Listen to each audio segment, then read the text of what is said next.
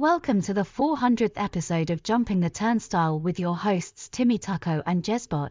Today, we travel to the Japans. Jump on a flight with us and enjoy the trip. The Japans. You really must go. A turnstile special.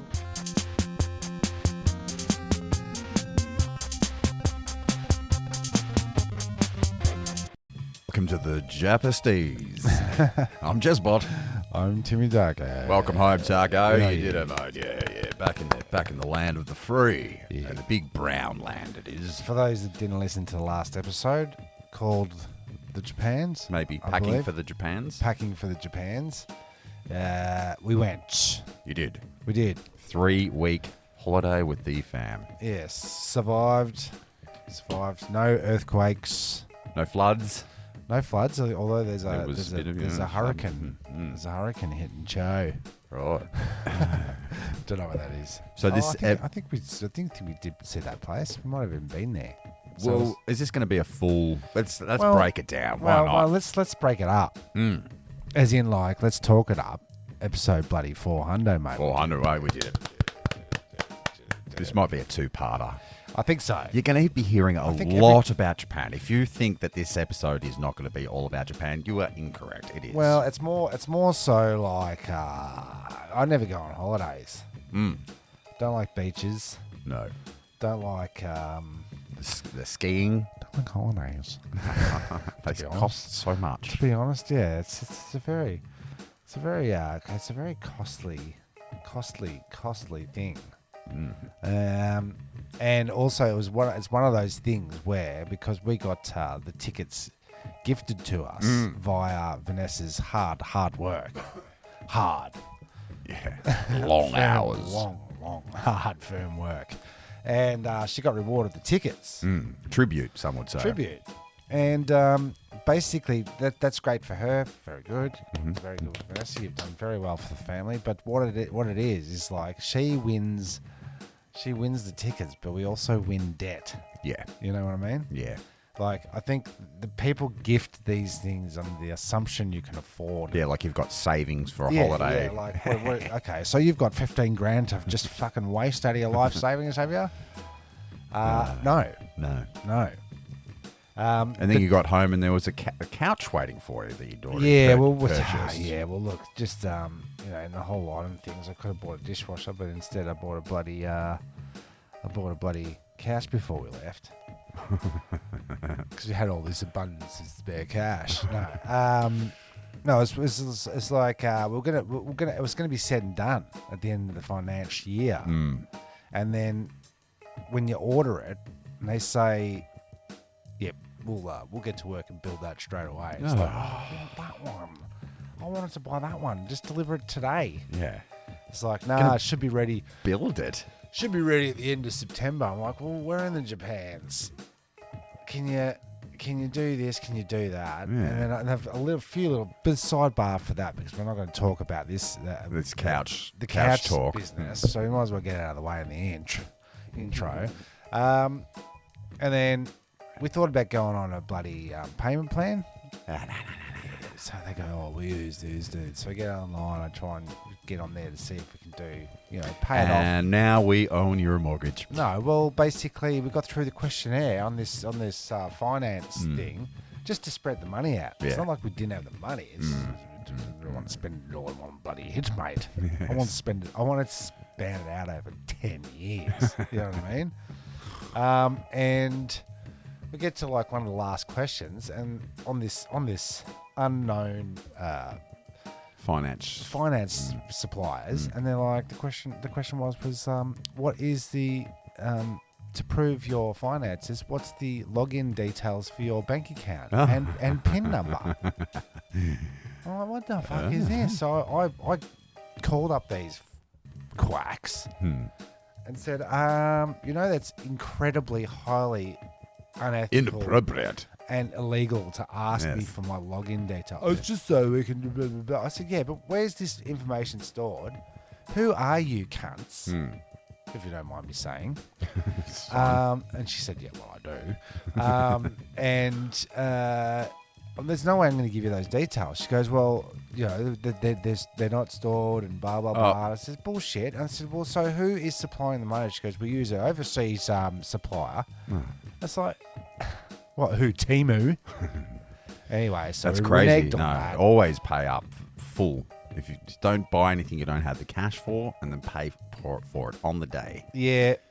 Finance. But they dangled the $1,500 off in the financial year. EFS, happy EFS, Jeremy. Because people thanks Tim, and also you. People will buy the Japan tickets on credit, on finance. Go on the holiday, then come back paying 17% on interest on the credit card. Big mistake. And then you go, that holiday sucked, and now I've got to pay for it. And so on the segue to the holiday, just as a prenup, you're exactly right. It's like you don't realise there's two gradients of holiday. Mm-hmm.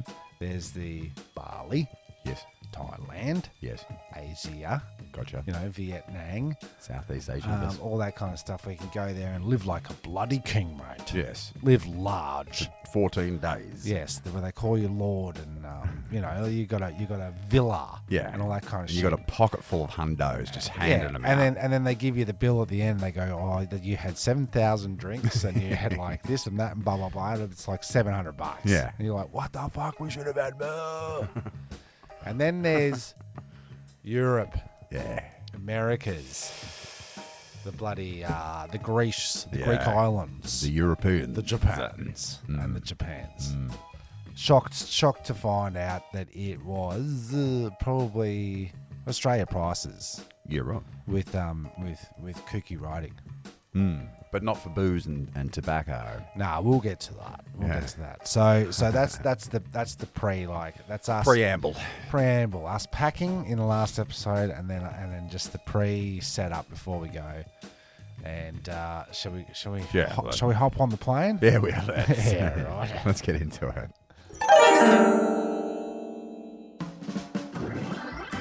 Well, I guess you went to the Tullamarine. How did you get, it was a really convenient time to go on a holiday, I bet? Like a nice, midday flight, yeah? Nah, middle of the night. What time is your flight? You're testing me there. But it was night time. It was not. It was the night time. Early mornings. Well, it was it was probably, super early morning. Super early morning. How did you get to the airport? Mumsy and Dadsy. Maybe some brews the dad van. Right. Yeah. Did they have a snooze before driving? Because they were here at midnight, weren't they? Yeah, we did snooze. Yeah. No, I think they got here at bloody... That bit I can't remember. It doesn't matter. We got to the Tullamarine. Yeah. Bloody... It was... and then by the time... It was pitch black. And then by the time we got in there, it was bloody sunrise. Oh, jeez. Yeah, so we're trying to bloody... And, we thought... Lucky I did it, because we were getting the bloody $1.05 yen, let's just say, to $1 Oz. Yeah. And then when we actually got to the Japans, I'm not just skipping too far ahead, but when we actually got there, bloody... it was like $85 conversion. So right. So instead of $1.05, it was $85. Ah. So I only had like $2.5 grand converted to the yens. Yeah. Because we're going to do it over there, and I thought we'll do it at the airport because we're bloody, Yeah. It's not. No, never do it at the airport. Kunks. Yeah. They know. They got you. Oh, they got me all right. And then throughout the Japans, so I think what's happening here is a bit of a cash conspiracy, where they're saying that the Japanese dollar is stronger to them, but it really ain't. No, because over here we're getting I wasn't going to convert $100 and lose 15. No, you know what I mean? I know what you're saying. I know what you're saying. It's not good. But I mean, the booze over there, like we were saying, is so much cheaper. It is because I don't think they've got no tax on that there. Yeah. Alcohol. Because I was saying, are they big? They're not big drinkers. Massive drinkers. Because the whole reason why we're taxed so heavily is because we're a bunch of bloody convict alcoholics. Well, and so they've got You know, we got to make it more Put it expensive. this way, you can't go to 7-Eleven and buy a 4-litre plastic bloody Jug. gallons, Yeah. gallons and gallons of whiskey for $41. $41. Yeah, 4 litres. Did you get it? Nah, Because how do you pour it? you can't. You need tubes and stuff. You got to do. You got to Siphon. You got to put a garden hose down it. Ooh. I might drink some of that. But So it's is there bottle shops, or is it just like 7-Elevens? Is it just so convenient just to go in and get some beers? they sell it every which way but loose. Right. Vending machines, Petrol just go to the stations. vending machine and go 1 beer, thanks. Cold. Ice cold. And you can drink that on the streets? We didn't. Yeah. It's a bit inappropriate. Because it's very polite. Manners. No smoking, nowhere. Although the cigarettes were like $3.50, $4.25 For a carton. from Paco. Yeah. I did get Chris a carton on the way home. Yeah. 10 packs, and that cost $35. Yeah. I thought you weren't allowed to bring back You're not. cigarettes. You know, but I did. Like Clarky said, he said, "Don't worry, because you're wearing your white privilege card. Okay. So when you come through, you just flash a bit of your skin, Yeah. and they'll go, Yeah, he's all right. yeah, He's all right. Yeah, you belong here." So, but not to jump to the end of the trip. So we get on the plane, and you know, kids are all excited, all that kind of business. Shouldn't have had them sitting behind us because it's tap to roo. So no sleepies for Tim and Nessie, because every time you're like, I'll just get out of position and close me lids, right? Watch the back of my eyes. Tap. Dad. Have you got No, any? Dad. Something like, why is the plane so loud? That kind of thing. Yeah. It's the engine, mate. I was like, that's where it began. The topic. The constant asking of questions. The questions. But they have young, inquisitive minds. Yeah, it's fair enough. Audrey's 17. I can tell you a couple of things about that off air. About being 17 in the Japans. Yeah, just God. I'll tell you that off air. Okay. It has its challenges. You know, a young lad and older sister. They've always got along. But now they're in each other's pockets for 3 weeks with no. The first night there, because we did the old. We got in at 11 o'clock at night To Tokyo. Yeah, and then didn't want to try and find the Airbnb. Didn't want to try and navigate Japan. Like, do it. No. So we got a hotel close to the Airport. Good move.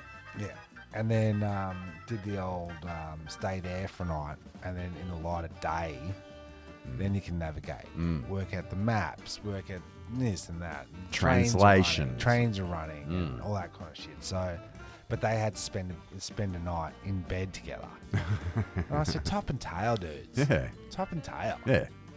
You know, when you put shoes together, Feet to mouth. Yeah. Yeah, but you don't pack them like ends to ends with the toes, because there's too much space in between. You know what I mean? You go.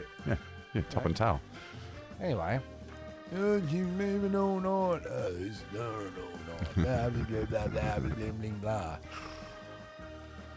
Catchphrase for the holiday was "Shut up." So you're in Tokyo first morning. Is this when you realised how fucking hot it was? Yeah, no, that's when we realised they don't do breakfast.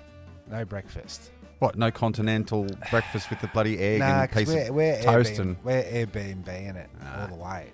Oh, they did say there's coffee and breakfast over there in the morning, but we went over there. It was like sweet buns in packets and like vending machine food. Yeah, rank coffee in a glass, one of those American glasso coffee. That's no good. Things that was. And no milk. No milk. No milk. It was powdered milk. Is this when you sent me the you're at the Airbnb and she said, "Thank you, welcome to our," what was it? How do they put that?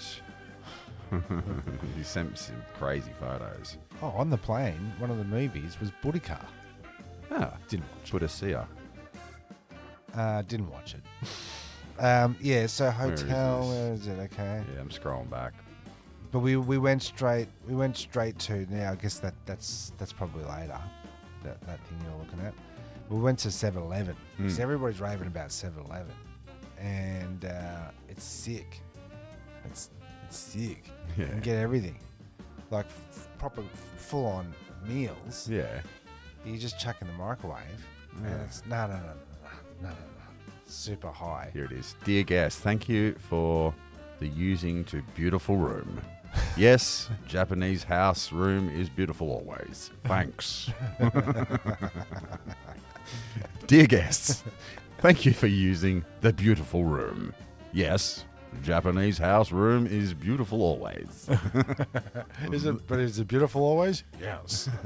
Yeah. So. So yeah, you're full scale like lean cuisine in a vending machine. We didn't see any. What we think is that there's so many vending machines. I think they're seasonal. So it was all just like ice cold drinks, refreshments, all that kind of shit. I didn't see much of it because everyone was saying you can get a hamburger in a bloody vending machine. So I was like, well, we're just going to try everything. Yeah. You can get bloody wine. It goes with a little glass, and then wine comes out.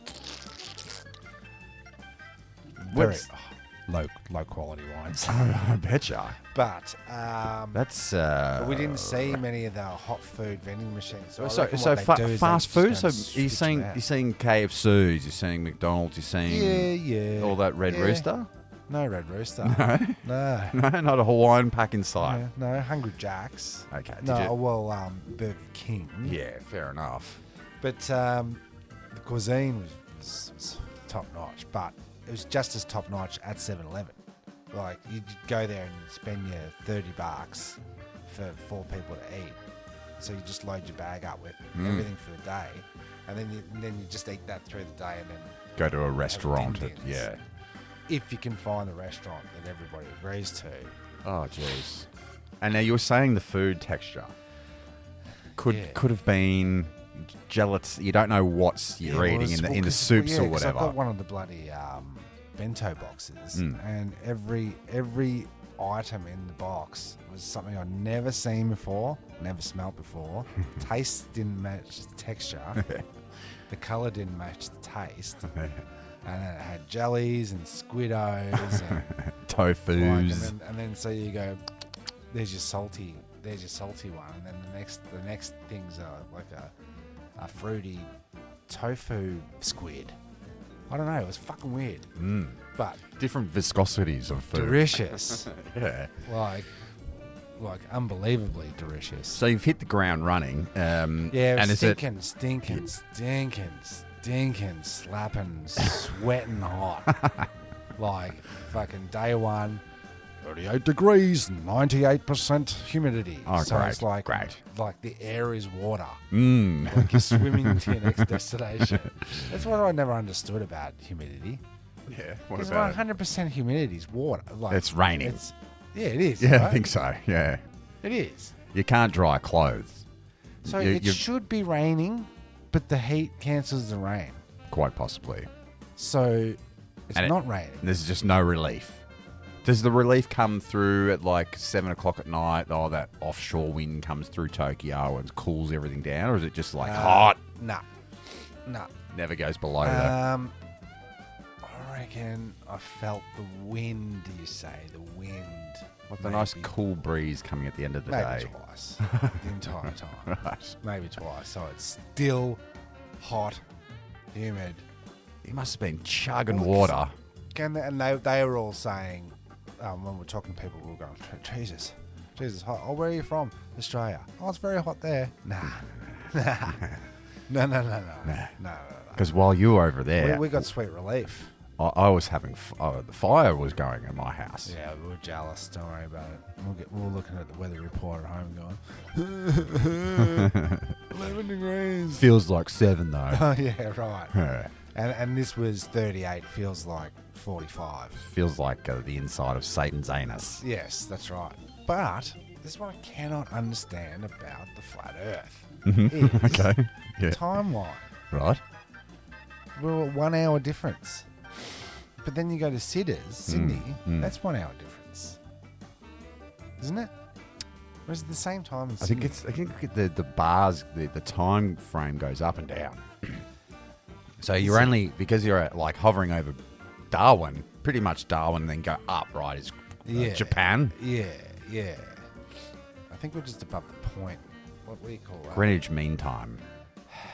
Anyway, it was weird because it was the exact same time. Well, an hour difference. So you could just...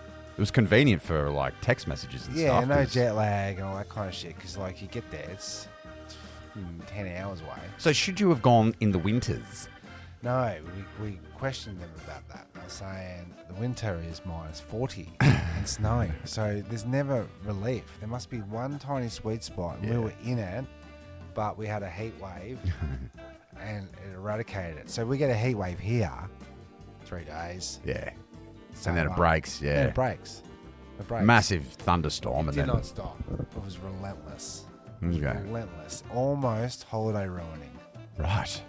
So the sweet relief would come in when you went to the trains, because that would have aircon. every time you go inside. So you have to go, let's go shopping. And then you go in there and then you cool down and then you go outside and then you puke fucking Bacardi sweat, which is one of the drinks. Bacardi sweat, it is. Yeah, Bacardi sweat. Good, quite delicious. Nice drop. This is a good drop. But you get like 2 liters of water for $1. But that's gone. Like your body just... Yeah, just bloody, you just manage it. So then we hit the road and we've got to get to the train station, which is close by, and then boom, navigate our way through the bloody through the train system. Oh my, it's quite large. You show me a photo there, and there's trains going everywhere. And like when you zoom in, it is thousands and thousands of lines and stations. Stops and all in another language. Yeah, well, like I'll read. So you're trying to navigate, and it's Kita Kashawa, Minama Kashawa, Kita Kongang, Kashawa, Abiko, Tabiko, Kabatabiko. And it's like, oh, what are we gonna do? And so we had to buy tickets, and they charge you per distance. Oh. So you want to get from here to there, it's like 18 Ks, so it's $1.80. Mm-hmm. It's a good system. It's a good system. Pay per stop. You pay per distance. So if you're going to go fucking ages, I think the most you pay is like $5. But you wouldn't ever go that far. Right. You know what I'm saying? You know what I mean? You were saying 30 million people in Tokyo. Yeah. The population of all of Australia in one city. Yeah, it's too much, right? And they're like, we're having a population crisis over there. Did you know that? Yeah, I heard about that, yeah. Fucking my ass. Were you the... ass. Were you had... And, can I just say, Yes. also with this shortage of land, space and time... There's a lot of land. Plenty of fucking room. Yeah.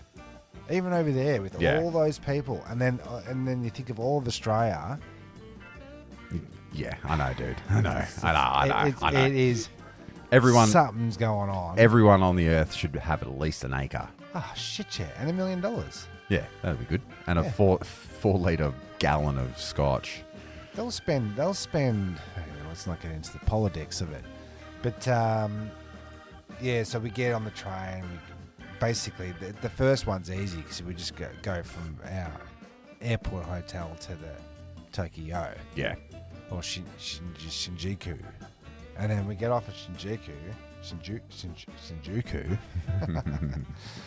And this fucking train station was the biggest thing. It was like 50 airports Train station. Train station. Took us to get out of it. Took us 2 hours to get out of it. I think we call that a terminal.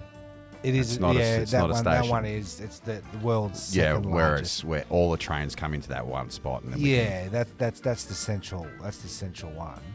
Like that's obviously the main guy. But then we had to go to the Saga. Okay, we're not allowed to check in till 4 o'clock. These fucking late check-in bullshit. Oh yeah, that's no good. No Well, they're good. kicking you out at 10. Kicking you out of 10. And then what's happening in the 4 or 5 hours? Baggos. Yeah. Baggos. Oh, we'll just leave this at the reception, and we'll go get a quick bite to eat. Yeah, but you can't get out to your thing because there's no early check-ins. So we're like, fuck, what are we doing? Man, can't bloody drag them all over Tokyo. No. So we found lockers. Vending machines. Locker vending machines. But Can we just like end this segment right here, and then we'll start vending machine talk? Yeah, let's do that. All right, vending machine talk. Yeah, because that's the first day, right? You Yeah, so basically landed. Basically, we've got our bags in safe, and we start exploring Japan. Yeah. And then we start discovering our Just first vending one more machines. question. Sure. Are we going through every day of the holiday? No. This No, is that's just to get you landed. Just to get us landed Yeah. and settled in, and then I'll It's culture shock and Yeah, then I'm gonna weather go talk. through the photos and then talk about the funny shit. Okay, I yeah, saw. cool. All right. We're not going to go through every day. Yeah. Okay. So vending machine talk. I want to run a vending machine I've invented while you've been gone, and I want just let me see. I don't know if this will work because you got the vending machine tech. You know how big they are, Seen what it. they can. Yeah, what they can handle. buy. Yeah. So I buy my sheep shit for my garden. You get Yeah. bags of sheep shit dried out from the bloody shearing sheds. Yeah. And they dry it out for a year, and then they bag it up. And you can buy it from that place in Oakley across from Sacred Heart. It's like a shop that sells seeds, Oh, yeah, I see that hay, joint. and Yeah. bloody and bags of shit, chicken shit. You know, I hit it all the time. I love that Sell place. a lot of shit. Shit. So yeah, I was in there actually getting some sheep shit for your little job that we did here while you were gone. We cleaned up your backyard. But anyway, We'll get to that. we'll get to that. So I'm like, oh, dude, Mum and Dad were down here yesterday. You had no sheep shit, and you must have got a new order. And he goes, yeah, it comes in every Thursday, mate. And I went out the back with him, and it's like pallets, it's like stacked up on like 5 high pallets upon pallets of sheep shit. Yeah. I go, man, the shit game must be just like raring to go. Because you put it with your garden stuff, right? You put it in your mulches and anyway, whatever. Yeah. I go, so how many bags of shit do you sling? Yeah. He goes, well, it's 1,000 bags a week, 50,000 bags a year. They're not open on Sundays. They close at 5 o'clock. Public holidays are off, right? 400 grand in sheep shit takings alone. Far out. He told you that. He told me that. He was bragging about that. As a brag. Humble brag. But I'm thinking, wow, man, if you can get rid of that much shit during business hours, let's get a sheep shit vending machine. There you go. Okay, so Day or night sheep say shit. It could be like the new bottle recycling.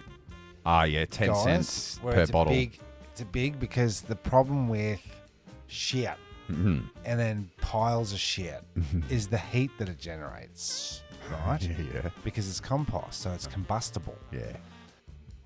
Because did you know where the word shit comes from? No, Tim. Well, I'm going to tell you. Hmm. They used to transport the shit. This is when we were talking about where do they put all the cow shit and the horse shit. shit, and yeah. thing. They used to chuck it on a bloody in cargo ships, Yeah. and ship it out to. I think it was one of our exports.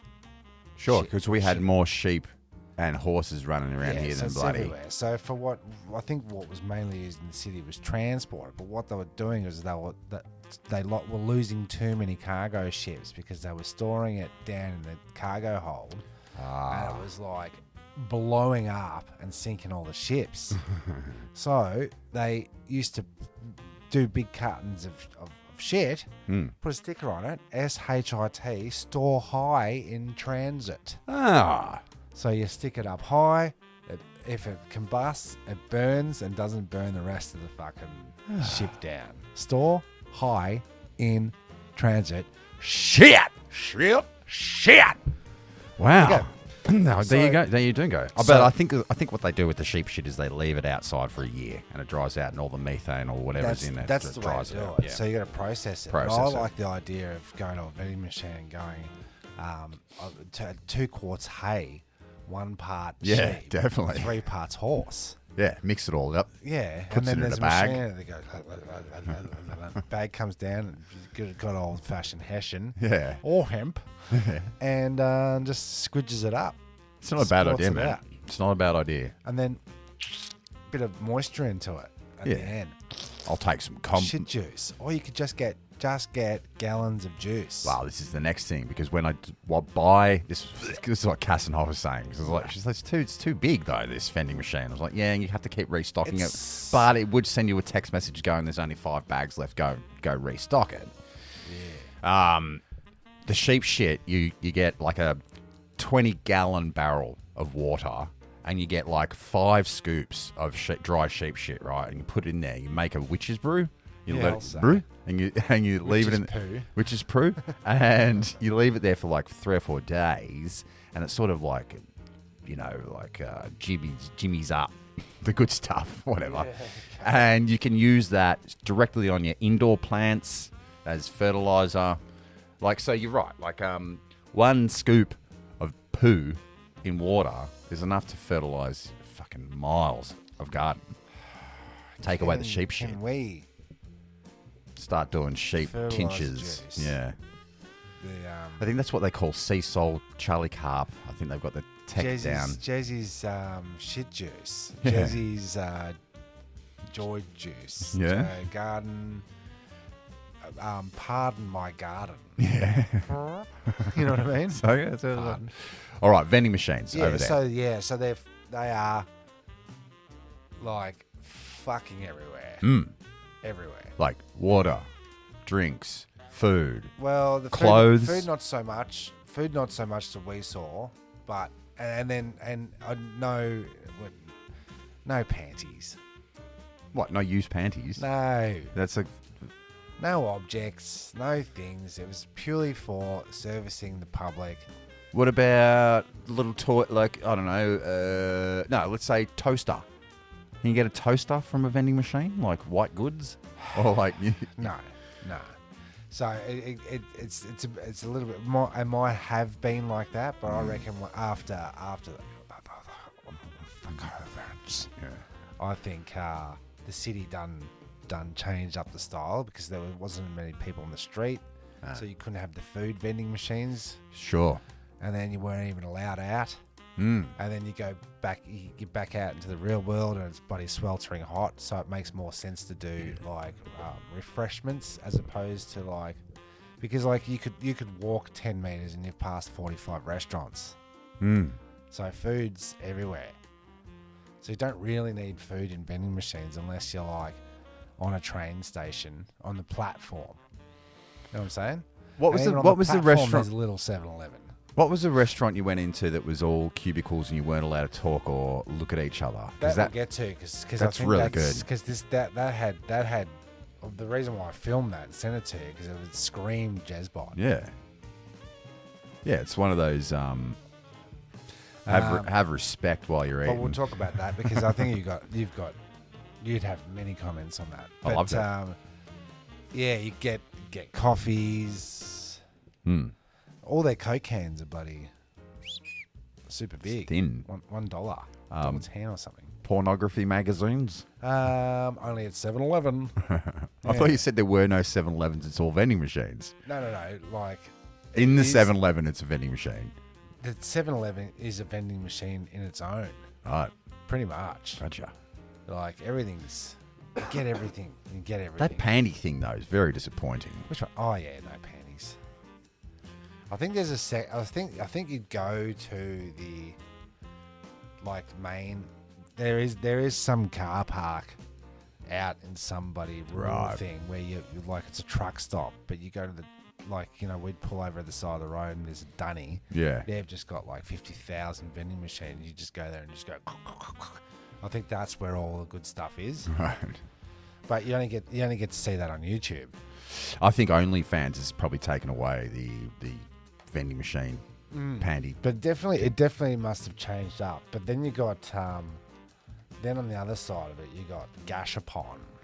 The Gashapon machines. What's that? So they're the ones where you put in the bloody $3.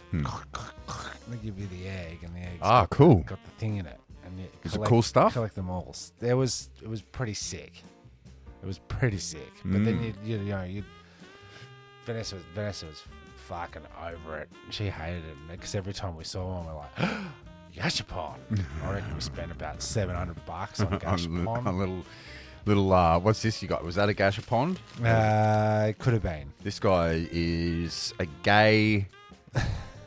gay sort of ultra gay man. Yeah. Well, who was that? What was that? We form as Voltron, but it's like a Voltron guy. Well, he's wearing you're talking about Power Rangers. Power Rangers. Like a bit of a Power but Ranger. he is wearing a gay flag on his chest. Yeah, that's why I got it for you. Thanks, Tim. You said, "Give me the gayest robot you can find." Didn't you? Oh no, I said, "I'll get him the gayest robot," and he comes with a flower. Ah, sure does. And don't open that. That's going to be worth nothing.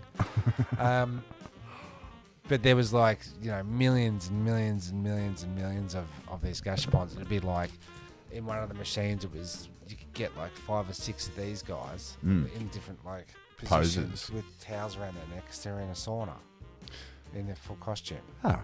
Yeah, you got your high heel cats. Oh yeah. High heel shoes, but when you look close, they're actually little kitty cats. Little pussies. Stretching out. Oh, that's cool. Put your foot in the pussy.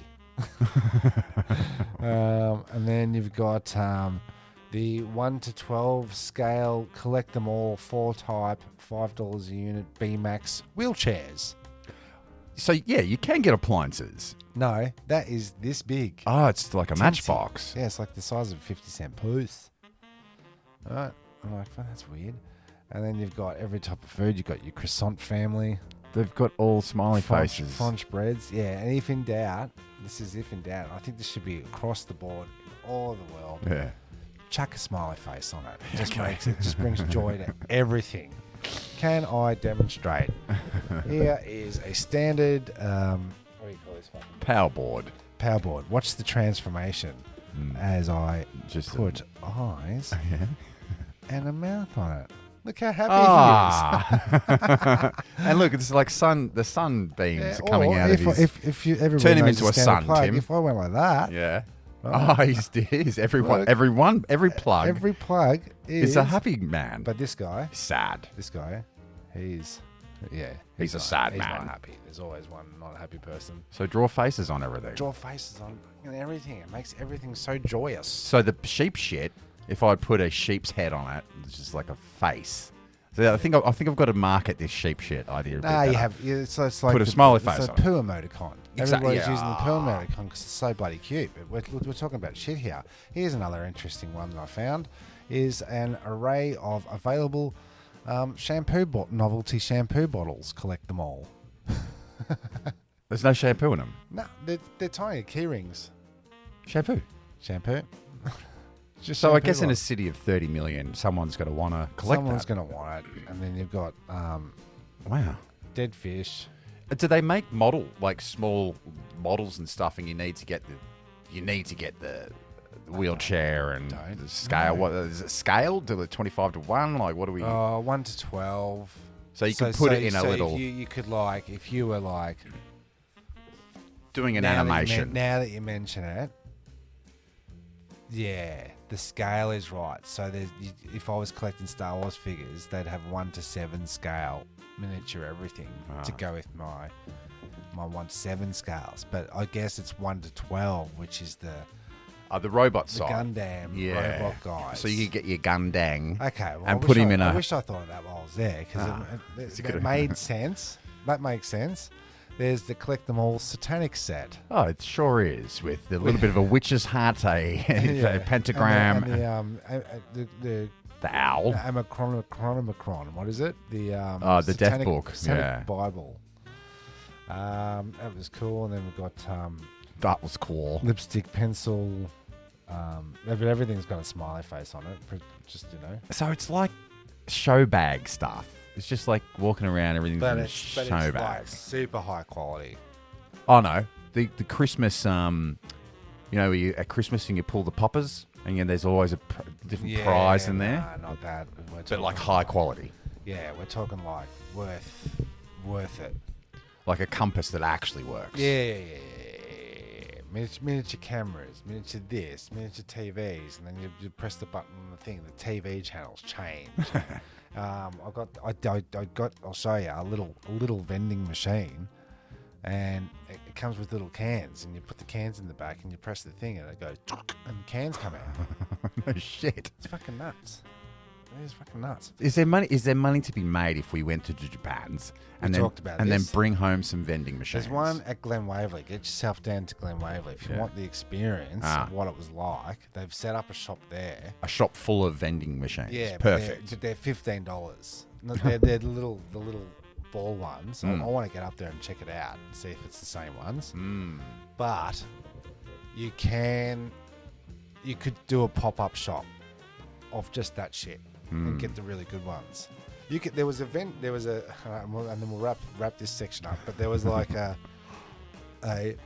gashapon machine, which is what they call the machines. Yeah. Of the toy was a gashapon machine, right? So you go, and then the unit that you're getting the thing out of, you get a toy of that unit, and on that unit is the toy of that unit. So full of balls. So it's like it's like a forever. It's like a one of those Medusa doll, and everything. Medusa. No, that's the chick with the snake hair. The Russian dolls. Yeah, the Russian dolls. Inside it gets smaller and smaller and smaller. So the machine dispenses the machine of what the machine is with tiny machines. Is that what we call meta? Like some vending machine Yeah, mogul has just gone, algorithm? I know what I'm going What's to do. the cycle, the techno thing where it keeps zooming in and zooming in? Fragment? Yeah. Trippy shit. You get it. Yeah. And as we go through the photos, I'll probably come up with a few more of those little guys. I can't wait. They were wicked. They were wicked. And like, if we could just for 1 second talk about the toy shops. And I'm like, toys and fucking toys. No, it's like the toys are It's all just robots. No. Taco's got Better toys. Better toys. Yeah, I mean Better that's toys. a good. Because I was in there looking at robots, going, oh, which robot do I want? And then I thought, I'm gonna find 100 Transformers in the roof. So there was a couple of things where I went over there with excited hunger to spend money on toys and go bulk. But then when you get over there, you go, let's just say, for comparison. Yeah. You want a nail. And you're all excited about getting a nail. Right? And you know the nail you want. He doesn't really know me that well, I guess. You know the nail you want. Okay. And then you go up to Bunnings in the nail section, Yeah. and there's just like barrels and barrels and barrels of different nails. Yeah, And then you just go, that nail is in your mind loses its nail charm. Mm. And you're just like, I can't be fucked with nails. Might buy a screw instead. Oh, You know what wow. I'm saying? Yeah. I might switch it up. So in the Japans, is it what do you call it? Counterfeit stuff? Like you'll go looking for the Batman, and it'll be an actual man bat, or like Yeah. Can you find Superman stuff in Star Wars, and it's actually Star Wars? I reckon I saw 2 places with Star Wars stuff. Yeah, good. So Death to Star Wars. death to Star Wars. Mm. I reckon it's dead. Mm. It's dead. Which is great for your collection. It is, but I was expecting to see cabinets and cabinets and rows of all the stuff that I'd never seen before. Yeah. But like all their stuff was like, like a cutesy Yoda. Yeah. And a cutesy robot version of Boba Fett. It's like, stuff that doesn't even fit into the collectible toy universe. It's like a whole other thing. Like, oh well, I'm not going to start collecting those because I collect these. And you're a almost 50-year-old man. Yeah, and I was saying that to myself a lot. Like, You're 50. what am I going to do? Where am I going to put it? Why do I want it? Who's going to see it? And then so I just started taking photos of stuff that I liked. Yeah, and then you 'Cause- can 'cause then I 3D can just print go- it here. Well, no, I could just look at it and go, yeah. I mean, like, you know, cabinets for forever. That was clever. Star Family and Star Wars font. But like, I'm never gonna buy that robot. No. And then when you zoom in, you go, oh yeah, I might buy a weird alien robot. And you look at it, and it's like $2,500, and you're like, fuck that. They must be huge collectors, man. You must go into these Japanese people's houses, and it just must be wall to wall. Every Kungju, what are we calling the robots? Gundam.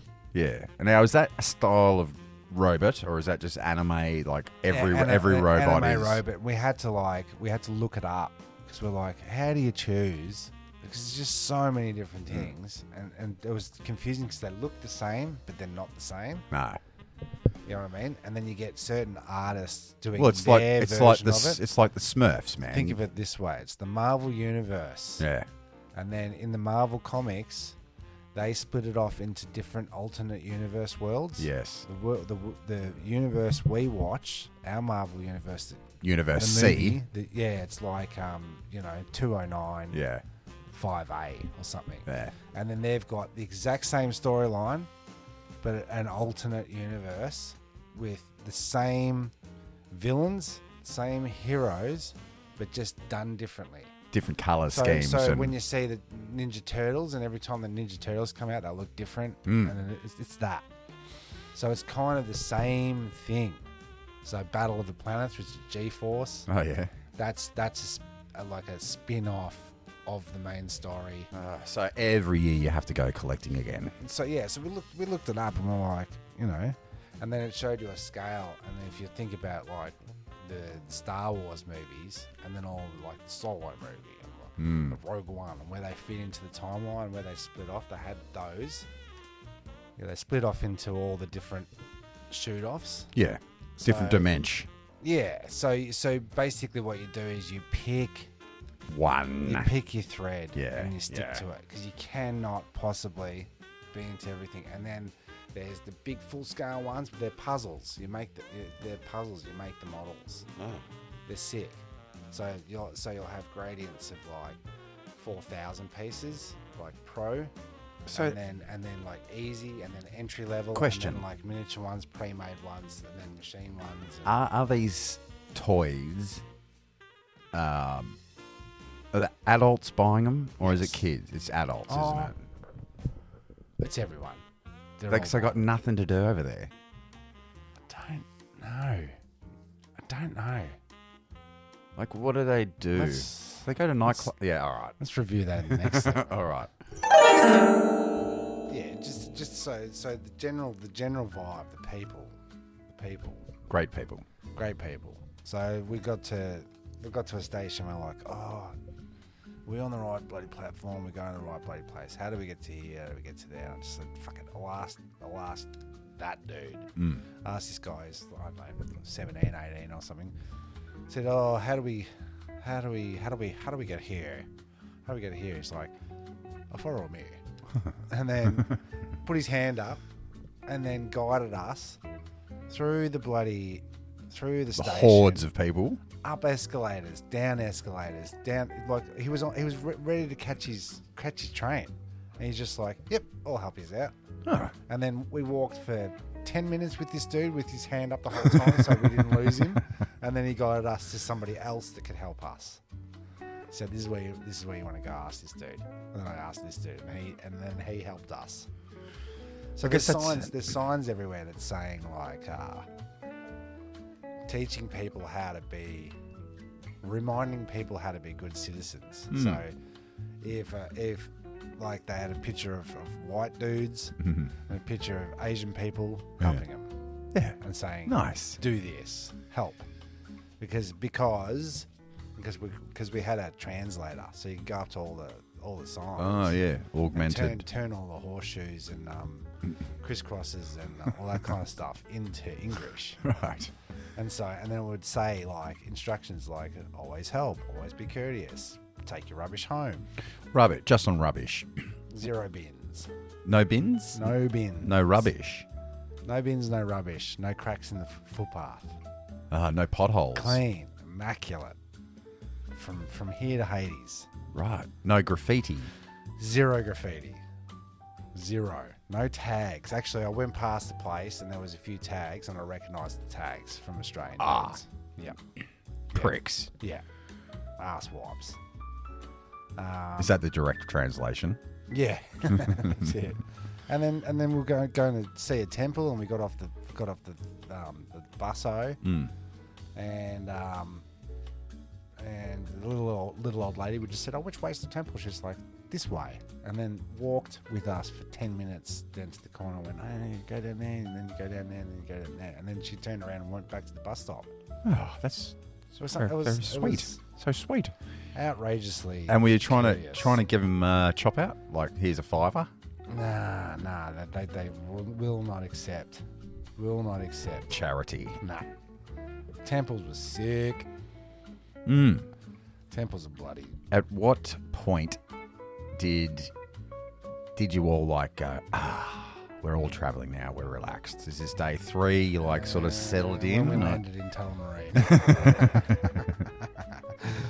Like it was, there was if we did 2 weeks, it wouldn't have been enough, and then 3 weeks was just too much. Yeah, that's perfect. I think so. You've got your barley. 7 to 9 days is enough. 6 I can win. Yeah. I reckon. After 6, you're kind of going, can't get my hair braided anymore. That's the difference, though. We went to one place, Hirajuku, where all the chicks dress up and all that kooky stuff. Yeah. And we missed it by a day because they do it on the Sunday. Damn it. Yeah, there was a lot of times where we got there and it was like, that's tomorrow, that's yesterday, or whatever. But that's okay. But then there was one dude on the street that's like spied us and went, "Oh, come and check out my shop." But he was from like Africa or something like that. And then he took us up this shop, and then it was like then that's when it turned into a barley. Oh, come and check my. Where they type on the calculator what the price is, and then you go no. And you walk out and they and then chase you down and go, "Oh, what about this price?" The second you got into that shop, it was like, "How are we going to get out of here?" And so I just said, "Oh no, Vanessa's my wife. My wife says no." Yeah, you know, because it was the only way out. And then he's just giving her this death stare, like, "You fucking bitch."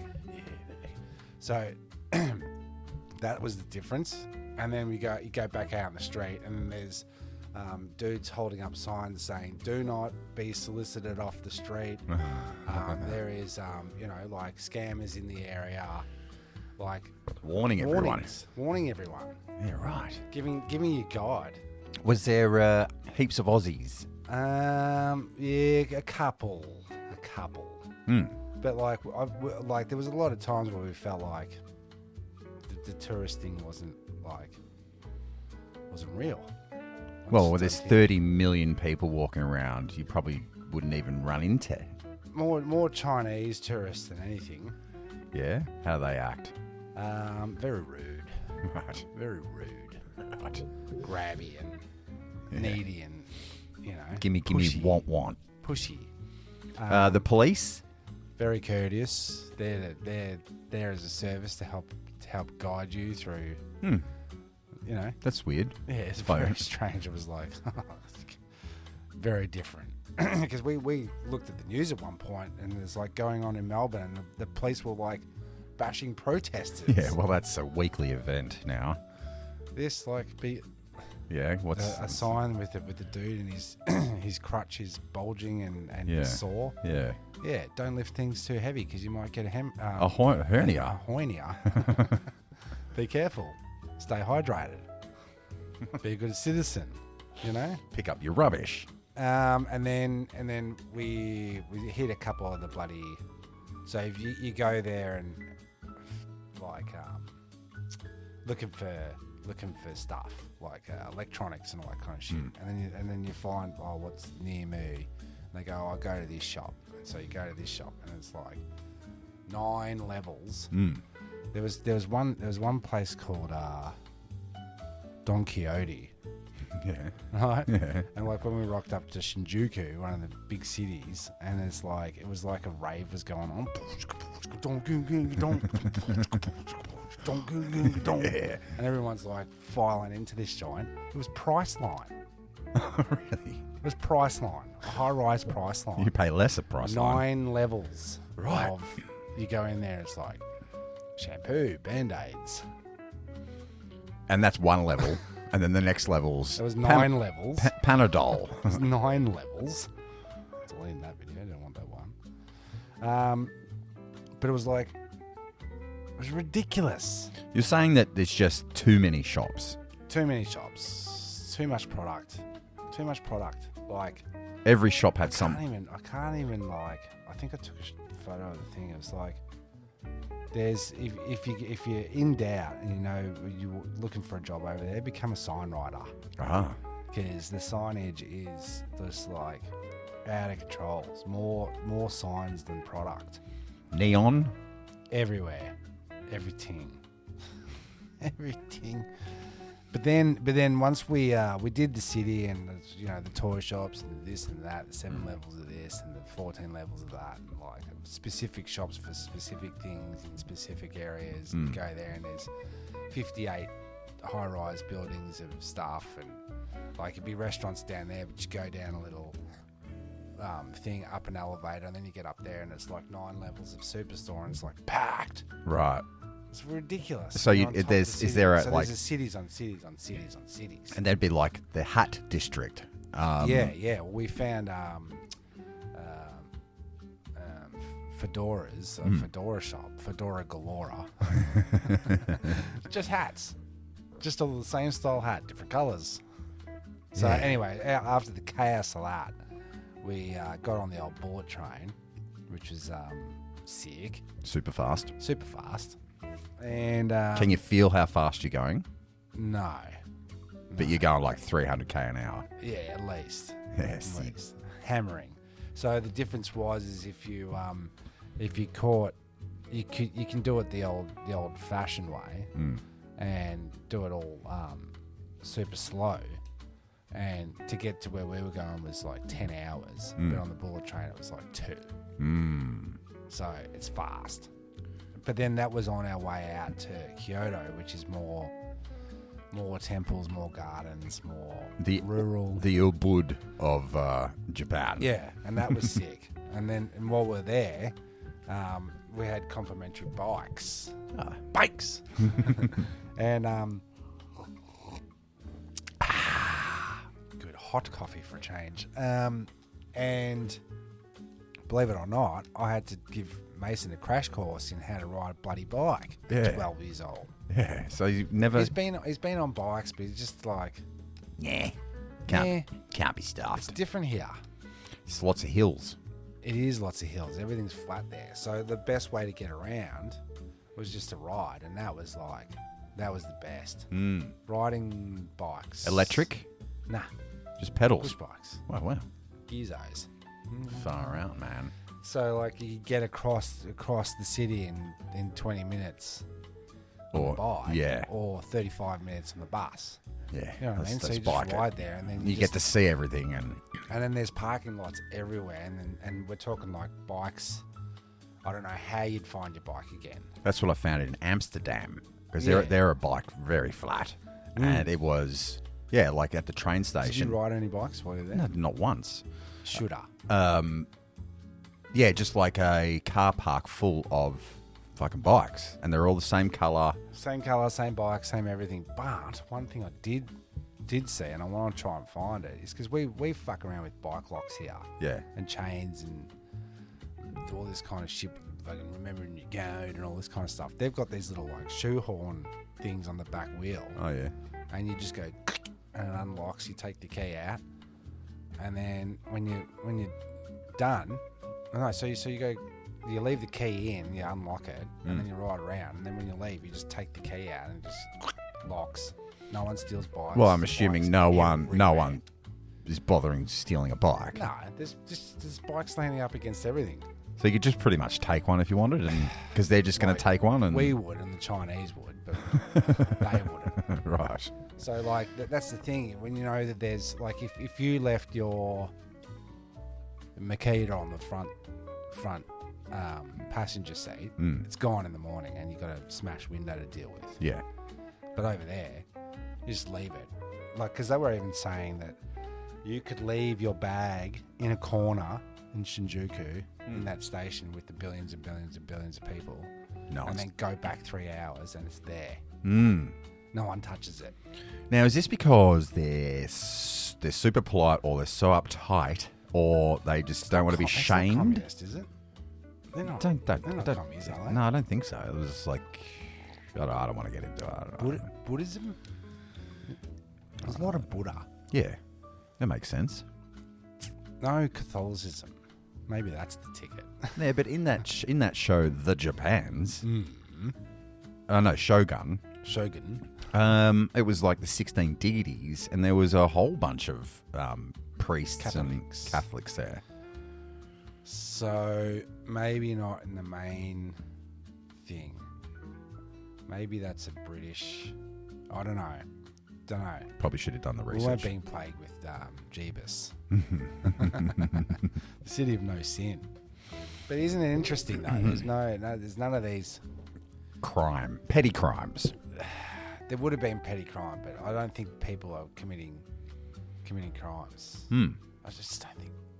Is it- I mean, you is got your Yakuza. You were saying that they're all rich. Yeah. Well, I had to go onto the old YouTubes and watch a video. How is it so? How did they build this city? Because there's stuff that there's some buildings that you just go, ooh, that's not safe. Right. But it's earthquake safe, Yeah, so it is safe. It's not going Do you know anywhere. what I mean? It's not going anywhere. How did they do that? And then the way they would, what I found out is that they were held at ransom by all the other countries because they had the highest level of coal, Yeah, and sure. because of all the shipping and stuff, you couldn't get from this side of the globe to China because it was a big spans. You have to have a stopover, or there was one port in the middle that you could refuel for your coal, and then get to China. So the trade was like limited. So everyone was after Japan because there was a halfway point where you could stop there, refuel, Take over the country. So and then what they had some defenses. The Japans had some defenses, but because of the technology from overseas, they could be just out of range with their cannons, and Japan could. They couldn't Over the quite top. reach. Couldn't reach the ships. Damn. So these guys were saying, if you don't give us our coal and rite of passage, we're gonna fucking bomb you. You've got 1 year, right? And so England did that, and then America did that, and then Russia did that, and then everybody that had all these technologies Had a crack. had a crack at them. And then so what they forced him into signing all these treaties where none of your laws apply to us.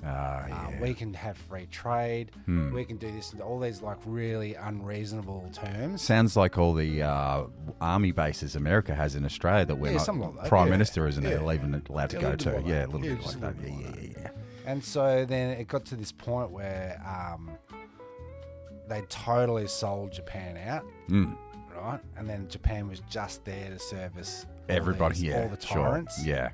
And then they basically said, "Nah, fuck this. We gotta bring back their bloody empire." And then said, the only way we can do it is if we up our tech." Right? Tech boom. Tech boom. And then then the government got ousted. They fucking sacked and killed everyone that was in power. Put new dudes in power who worked on getting the treaties undone. And then when all the treaties were undone, so they weren't like held to all these other countries, then they said, right, now industry, we're going to pump all the tech into this. And so they started like Yamaha Yeah, that's right. and all these major ones. Fuji cameras. Fuji and Asahi, right? And all these other massive brands that are still around like 150, 200 years later, still going because they pumped the money into their own thing. And then what they did is the government would pay these industries to build up tech. And then once the tech was at a good level, then they would allow one other company to be their competitor. Oh, yeah. Right? But within the country. But the idea was you couldn't sell any of your stuff. You couldn't sell your business or any of your trade unless it was within Japan. So the money stayed in Japan. So then it was passed down and passed down and passed down. So old money. So old money.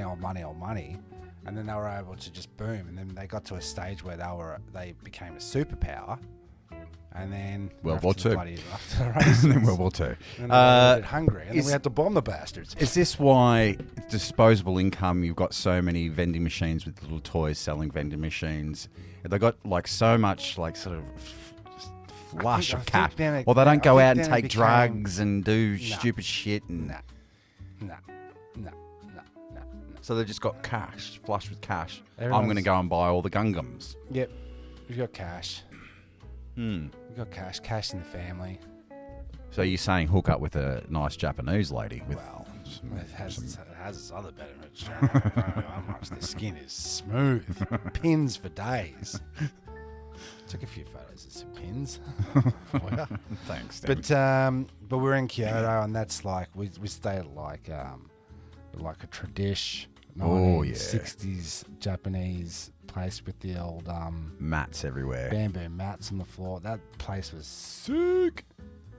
It makes you want to like tear the house down and build like a Japanese house, doesn't it? It sure does. I've come up with a couple of plans.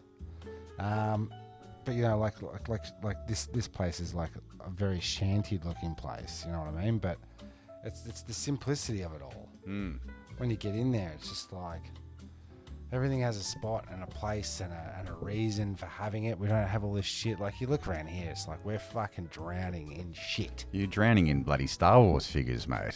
Like, drowning in shit. But then you know, I watch the TV a lot over there. Trying to soak up the culture, and everybody on the TVs are mentally deranged. Right. They are insane. So all those the zing, zing, you know, like everything fucking. And now all of a sudden you got to run through a castle, jump over some obstacles. It was crazy. You'd have to be insane to be a television personality. Then I saw this news report. Yes, you showed me that one. And I've got to tell you, it was like, we're not talking, it was a full news expose on this hamburger, right? Standard hamburger. Think of a like a cheeseburger or a quarter pounder on the bottom. And it's a sweet bun on top. Yes. And then there's a hot dog jammed into it sideways. Yeah. Right? And then when they're on the top of, and then 2 chicken strips on either side at the bottom of the cheeseburger. Right? And it looks like a tank. Yeah, it looks like a Dalek. Yeah, and I was watching the TV with the translator on, so when all the subtitles come up, so I could sort of like follow what was going on. And they were talking about this thing, and then they were vox popping people on the street going, what do you think of this? And they're like, I like it. And then it cut to a TED talk where this executive had the hot dog tank on a screen and was like talking to all the investors and all this kind of stuff. It was like this big thing. So you're hearing it here first. Tank burgers coming. Tank burger dogs looked like the darling. It did. It really did. But then while we're there, we cooked a home cooked meal. And is that all from vending machines? Like the ingredients? No, I just cooked a home cooked meal. Yeah, look at it, Tim. But like, I've never cooked Japanese food in my life. It looks pretty authentic. And then all of a sudden, I'm cooking a home cooked meal in the country, and I'm cooking Japanese, bar. Yeah. I think I'm turning Japanese. I really think so. Like is that from the can of Spam you were showing me before? No, but look at it. It's like deep fried chicken things. Looks like you're at a restaurant. It's not. I cooked it. I believe you. It was shit. Tastes like cuck. But anyway, one of the dudes on TV had he was just one of the guys on the panel. He's a Princess He's got Leia. Princess Leia hair because he's got long hair, so he tied him up in buns either side of his thing like Princess Leia Leia. headphones. But that was that place. Yeah, that was sitting in no human Western seats. You got to sit on the floor. The whole time. It's a hard life. You look like Mick Trappett there in that photo. Is it? Yeah, you do a bit. Yeah, right. It was fucking hot. Really hot. Really hot. Are you just slinging beers the whole time? Yes. Sorta. Was Audrey allowed to have a beer? Yeah, she had a drink with us every night. We went down to 7-Eleven. She got somebody. She got a UDL. yeah, vodka UDLs and stuff. And then so yeah, Kyoto and riding bikes and all that kind of stuff. There's bathhouses over there. Oh, yeah. Bathhouse across the road, 150 years old. Mm.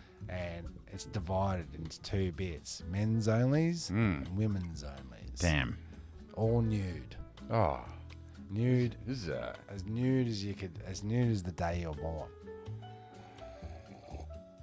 Work coming in, have you? yeah, I got work coming in left, right, and centre. And then a list of rules, and the rules were no tattoos. Oh, really? You're not allowed into a bathhouse. You can't go and relax and chill out if you've got even one little tattoo. Is it? Yeah. So we didn't see people covered in tats. We didn't see any trannies walking around. No Yakuza. We didn't see any rainbow fanatical paraphernalia. Not that there's anything wrong with that, but it's just interesting culturally. Like so many people, you know, like you think statistically, there's obviously a big queer community over there, but it's not blue in your hair. face. It's not blue hair. Studded rainbows and and unicorns. bondage unicorns. It's just what you do in your bedroom is your business. It's just And private. nobody else. Private. Nobody else's business, Tim. I'll show you that in a minute. So that sort of idea is in with the courtesy of the culture. It's just like Keep it in your pants. keep it in your pants. I think we can all learn from that. I think so. Because like when we were at school, you'd wear a flanny and you know you're a bogan, Correct. right? And I think there is a lot of that over there where you dress up like this, you sort of know you're like that. You got your businessman, you got your this and your that. But there'll be then you'll turn around, there'll be somebody walking down the street in a Deb dress. Right. You know what I mean? And the other thing I'll talk about, fashion, the look, is if you went to a party here and you rocked up in your dress, your little hot pink number, Yeah. and somebody else is wearing the same hot pink number. You know how often that happens to you. All the time. Much shame. Much shame to you and your family, Yeah. right? But over there, there'll be a group of girls walking down the street, all in the same gear. It's the exact same thing. Like that, they've called each other up and they're gone. It's Pink Day. No, it's Lion King Day. So brown skirt, sandy midriff, blue top. And what would we a call Lion King bag? What do we call that? Hot? Coordination. Yeah, because To coordinate. because you want to be an individual over here. You want to be wearing the same thing as everyone else. But over there, it's a bit Over there, it's I think it's expected. a display of a group like you're involved, you're like in a you unit. Like we're together. a gang. We're united. Yeah, no, and then minimal cars. Not a lot of cars. You'd think that be careful when you're on the street. But like, here's the other thing about crossing the street: you could be in the middle of nowhere, right? Nowhere. There's no cars. Yeah. And then a few people end up at the traffic lights at the same time to cross at the crossing, and it's Safe. Safe. Everyone stops. Yeah, no one's Waits for the jaywalking. lights. Yeah. No jaywalking. No spitting. Everyone, no spitting, no smoking, Chewing gum. no chewy, no black chewy on the road. Yeah, right. No chewy, no chewy. which I liked. There's another home cooked meal I made. Yeah, a succulent Japanese meal. Oh, did you hear the succulent Chinese meal? Yeah, died? succulent Chinese meal man died. Democracy manifest. Manifest. Died of cancer. Yeah, I need a saga. Yeah, so Oh, Tim's just showing me pictures now. Like, all right, let's wrap this segment up. Let's get to the courtesy guys. The courtesy guys, you know, like they're very courteous, very helpful. that's the geishas. You know, no, they're the Westerners at the bamboo thing. The only geishas we saw were the Westerners hiring out geisha gear and wearing it and that's walking around going, rank. "Take a photo of me over here, Al." Oh God, It was saddening. that's cultural bloody. What do they call it? Appropriation. Yeah, that's the one. And then let's just it's the bamboo. That's the sound that the bamboo makes when wind goes through it. That's dope. I've got to get me one of these drums. Oh yeah. We bought his CD. Did you? Yeah. You'll never listen to it.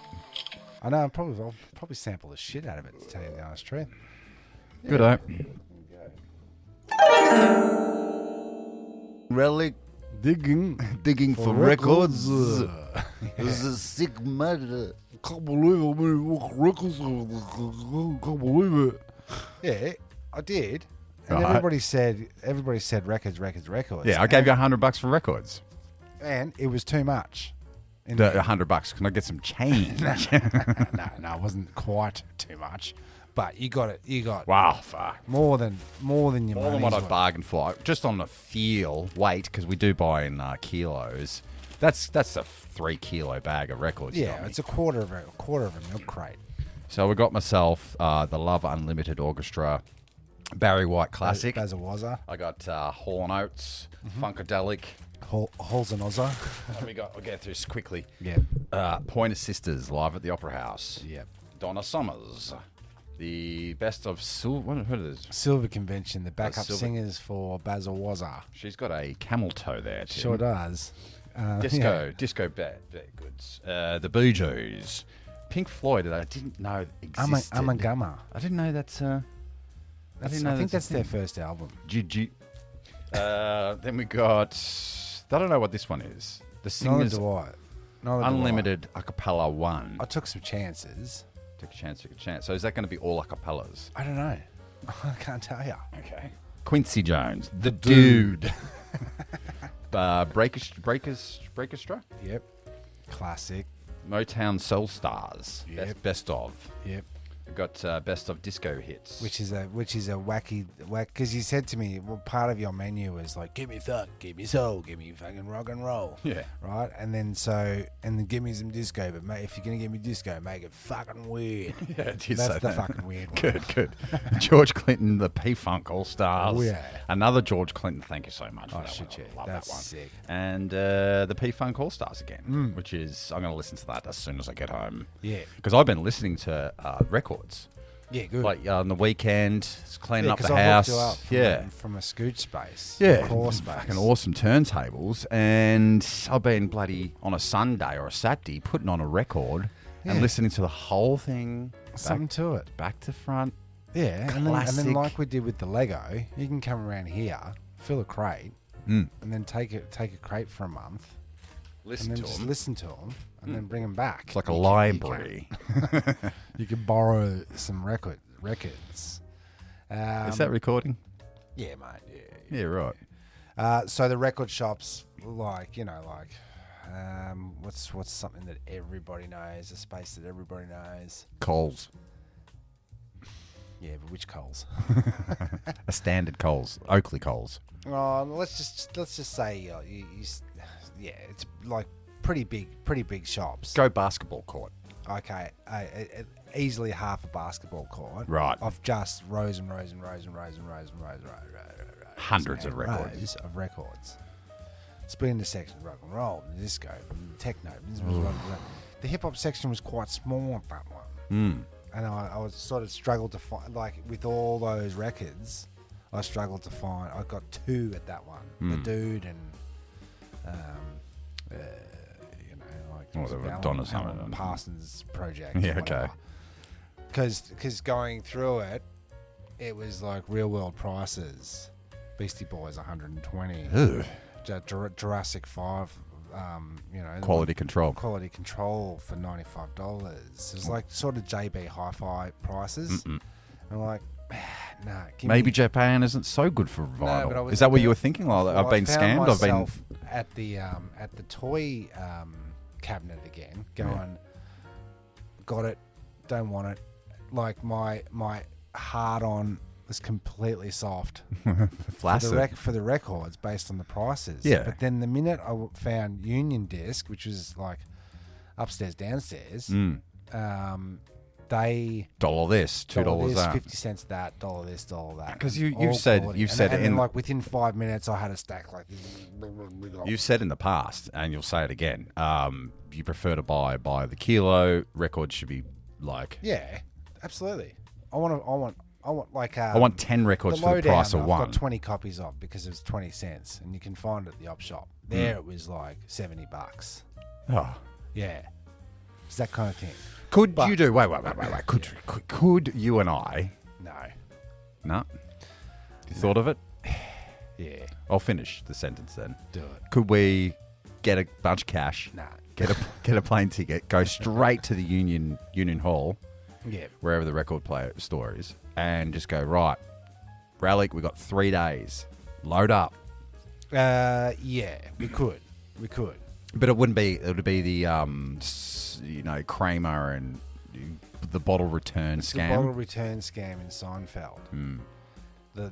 As soon as you bring it back over the line, you lose money in the weight, the transfer costs. The fact that we spent Price. $2,000 on tickets and $15,000 accommodation. for the fucking tickets, all this kind of shit. It Yeah, doesn't yeah. work out. So Yeah. then you have to put a $70 ticket on and you never sell them.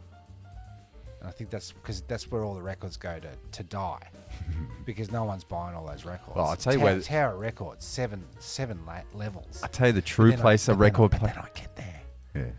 and it's level 1, 2, 3, 4, 5, 6 CDs. Level 7 vinyl, too much. Level 8 CDs. So it was like, So they're still doing CDs. yeah, I'll tell you the real place a record goes to die. It's the my shelf. it's the tip shop down in Wanturna. They're doing $1 CDs, $1 DVDs, good value, if you want to have a bit of a dig. But then you go to the record area and it's Nana Muscuri for $30. It's Hall and Oates. Oh, well, I will say this, right? We went there with every intention to do Oakley Market vibes. Style buying. Yeah, like think Camberwell Market. There was a market that was supposed to be on. We mapped it all out. We did this fucking massive mission in the heat. Walked down, went too far. Walked back, went too far. Walked here, and we're like, where is this fucking market? It's supposed to be Tokyo's biggest outdoor market ever seen in the history of Oakley Market vibes. Closed for school holidays. Everything, just the works of people selling their trash and treasure is what we wanted to do. And then we get there and it's fucking. It says online open. It says online Sunday closed, empty, gone, nothing there.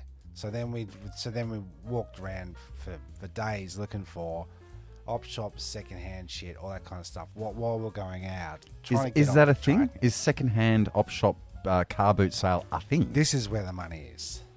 This is what I'm getting to. So fuck the records, right? We go to Savers here, and you buy the shittest clothes you can find. Yeah. So like, Polo shirt. no. Think shitter. Ah. Think like Barley t-shirts. yeah. Think Bali Cruise 1977 with the boys. Right? Teddo and Teddo and Gavin. Jono, and then it's got all their names on the back, right? yeah.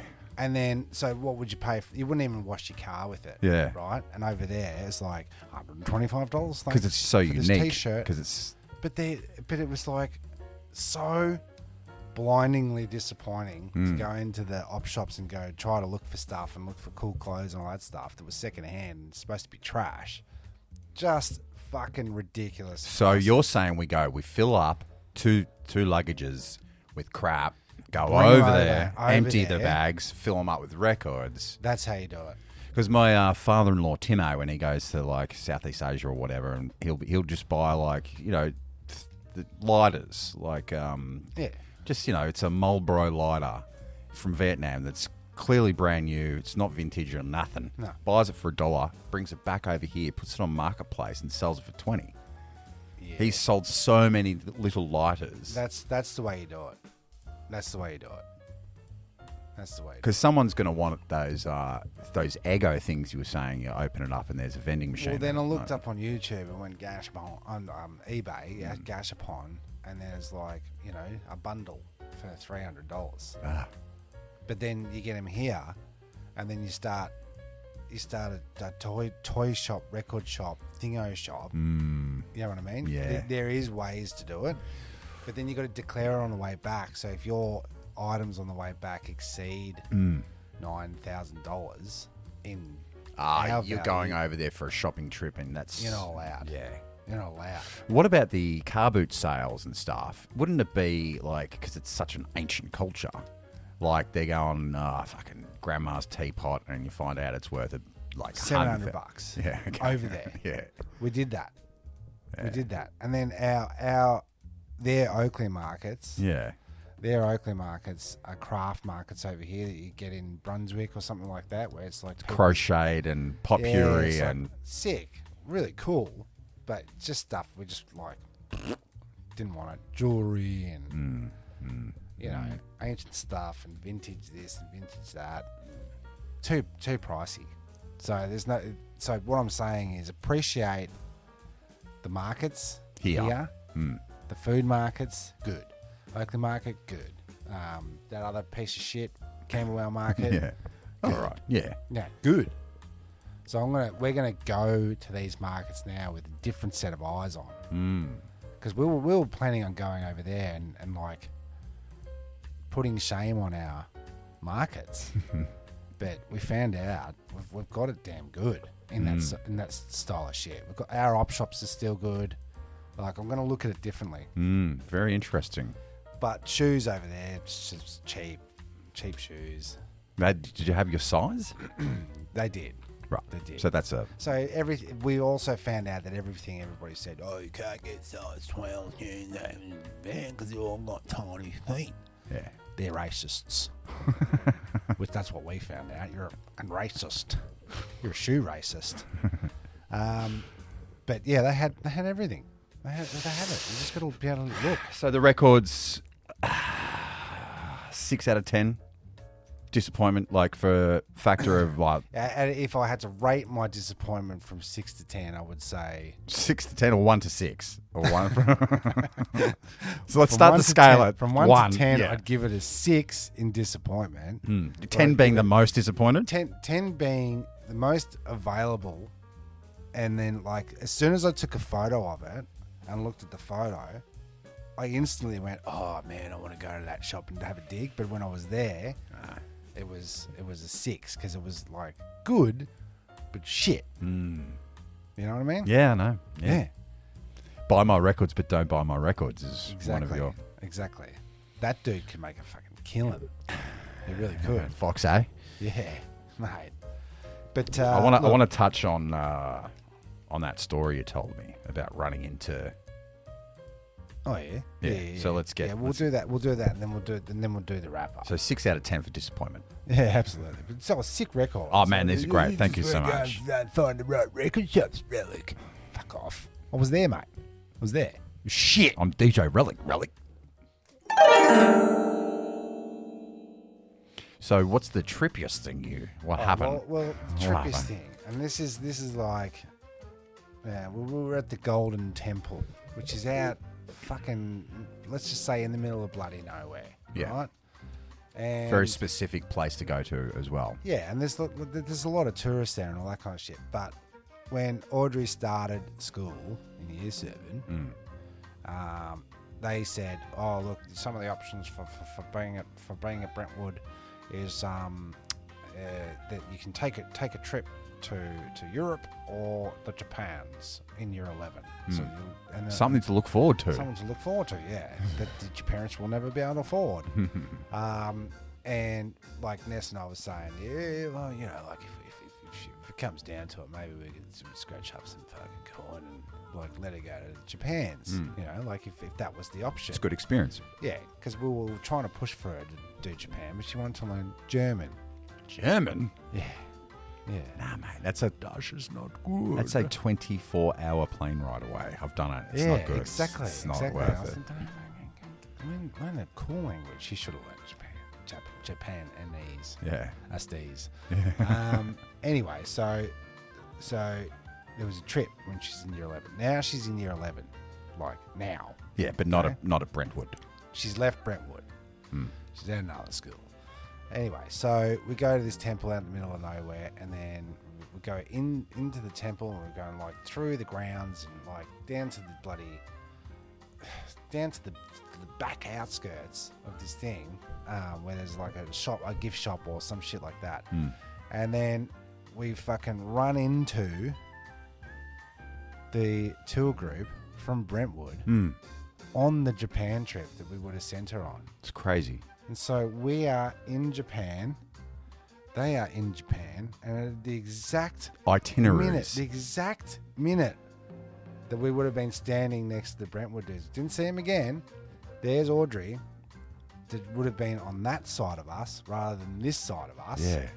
She would have like. So she was destined, no matter what, to be. And then I said to her, like, you were supposed to be here now, no matter what.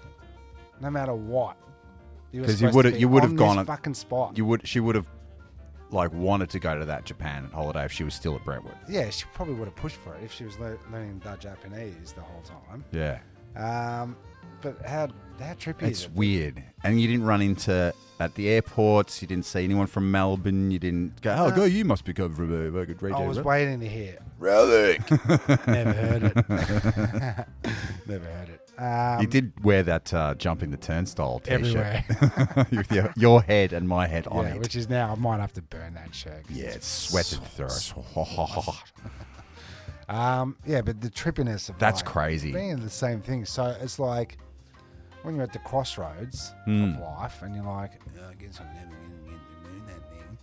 You don't know when you're standing in the exact same spot you were supposed to stand in. But your eyes must be open because there'll be plenty of people that didn't even see that group that you were staying, that school group. If we had like taken one extra photo somewhere else, or taken a shit. We can't leave. Tim's got to have a shit. We'll go get a bottle of water. We'll go this way, that way. We wouldn't have run into him. I went straight over and went, hey, boys. Good way, boy, eh? Yeah, we live just around the corner. And I was like, who gives a fuck? Who gives a fuck? Get away from me. That's pretty much You the weird vibe. old man. Yeah. Audrey recognised them. Yeah. It's fucking trippy, man. They're very strange. So trippy. So I wonder, you know, if we decide to stay here for some reason, because Bali bombings or, you know, something. Typhoon Tracy. Typhoon Tracy. Stops you from going over there. You might end up being there at the same time no matter what. Yeah. Anyway. Because there was no way you guys cost $1 million. There's no way you could have coordinated that with Vanessa's work to give you free tickets because she's done such a good little job. No, and then when you think about the things that are in play to make that work, it was like, we want to go this date, we want to go that date. No, you can't because we've got this convention on or this. Or Universal. This is the 3-week gap that you can go. This is the only time you can go. And then the whole trip has to fall into place where we go there, that time, that day, that minute, that second, that hour, that spot. And no one even gave a shit. Yeah, well, I gave a shit. I was you like, did. I'm tripping hard, bro. This is tripping me out, bro. Must have been the heat. But then Dorota and George, friends of the podcast, they went something like 3 weeks earlier than us. Twice as hot. Was it? Yeah. It was like 47 soak and dry. Would you get the umbrella action? The Sunbrella? whole time. Sunbrella? Yeah. Yeah, you must with your red hair. Yeah. No sunburn. Yeah, so it was a mild sun? We had like, Like not a burny sun we did do sunscreen. You get a little bit of like red here. on the neck. Yeah, that's it. Yeah, right. It's but like you wake up in the morning, it's gone. Was there any sickness? No sickness. Apart from? No. I will say apart from. On the way home? On the plane home? Yeah, maybe that's next episode. Okay. But no, in terms of bowel health, which discussing. Oh, the toilet for 1 minute. situation, yeah. Because you said to me, you gotta bloody record. Yeah, wash your ass with the bidet. So I tried the bidet. Yeah, no, I let's break it down. I did the bidet, and it is fucking crook. Just like Yeah. yeah. I hated it. I was watching an Argentinian chick talking about her time living in Melbourne, and that was one of the things she said. Is like one of the weird things is Australians have separate dunnies, like a WC, a water closet. They're not always in the bathroom. Yeah, There's true. always a separate shitter, right? Yeah. And she goes, that was weird to me because it's like, but hygienic, like it makes more sense if someone's got to take a shit and someone needs to have a shower. So neither twine shall meet. Yeah. Plus the brushing the teeth in there where your shit is like Fecal it's fucking rank. But she said, and the other thing is, we have bidets, like we only use bidets, Right. and when she's telling her friends, Australian friends, about bidets, we all go, that's crook. Yeah. But then over there, they're going, they just, wipe their ass with paper and then walk out. Yeah. Undies on. It's like, so is there a happy medium? Well, Like, because you didn't like the splashy water on your I aort? can't remember who said it. I said it properly. Schwinked? I think it was Adam. It was that said it as he knows. He's like, if you got shit all over your face, right, Yeah. are you just gonna get a piece of paper and wipe it off, or are you gonna fucking wash it with water? Yeah. Right? What are Water. you gonna feel better about? Bit of water. Bidet, Yeah. you know. But it feels like a little man in there with a mouthful of water going.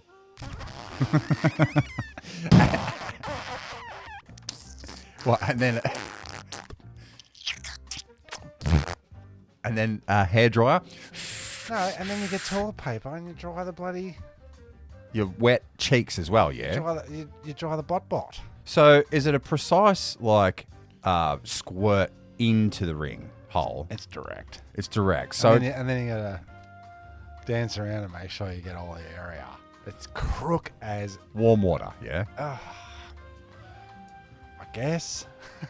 So does that get all over your butt cheeks and your leg, like just whatever's exposed to the hole? It's direct. It's And jet pressure, like yeah? a laser beam. But different. You can up the scale. You can go from That was a sloppy you can shit. go I from need soft to go. and weird to hard and erotic with a touch of a button. But the other thing I liked about it is on the little computer screen you got there for your toilets. There's a PowerPoint in every toilet because everything's like powered. Yeah. So to get a plumber in, you got to get the electrician in. Yeah, right. And the plumbers must be electricians as well. Must be. Because how the fuck? No, Anyway, they just coordinate two tradesmen. But anyway. privacy button. So I did that a couple of times where you go, oh yeah, what's that? Do it, and it like loudly puts the sound effects of a waterfall. Excellent. So you can do your business and no one will hear. Exhaust fans? Or windows in every door? Deodorizer. There's another one that sucks the smell out. There's another one that seen it. washes I've your heard butt. about There's these. another one at high pressure. There's another one that's there's a half flush. There's a full flush. There's a swish flush.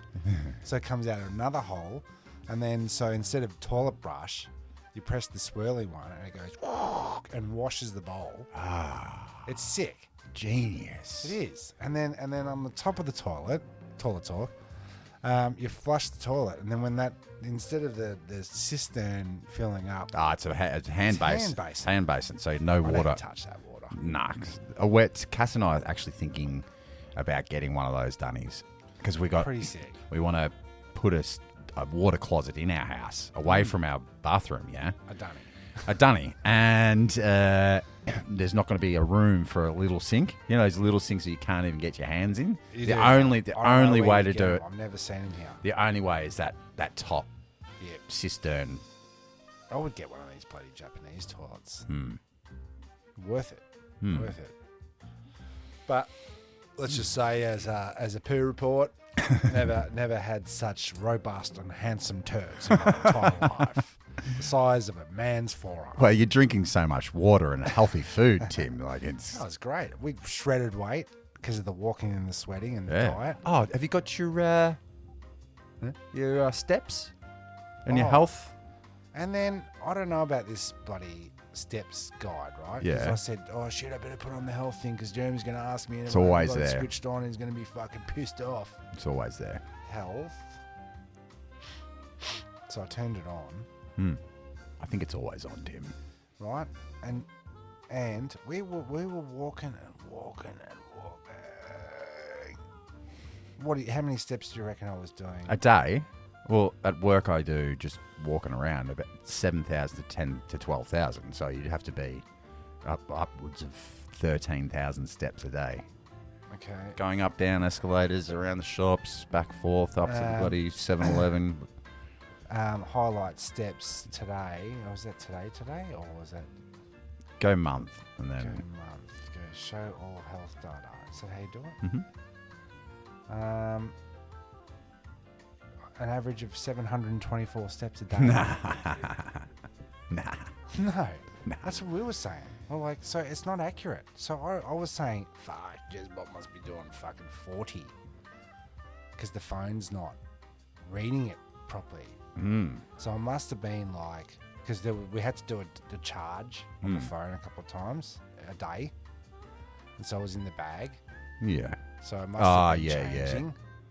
But like we're averaging about 4,500 steps a day. What's today? And we're walking for 10 hours, man. I did yesterday. I did 8,500, and I was home by fucking 2:00. Yeah, well, you were doing more on site than we were doing in all of Tokyo. Sunday was my day of rest, and I did 3,600. So I don't know. Maybe Audrey's phone or Vanessa's phone might have a better read. Yeah. Okay. So there was one day there we did 15,000, then the next 11, then 9, then 12, then 2. This is when we get home. 2,000, and then today 724. Bit of a lazy day there, Tim. Well, I've had 3 coffees, so that counts for that. That's crazy. Yeah, so the health stats don't really show. All right. Well, There's a poo report. There you go.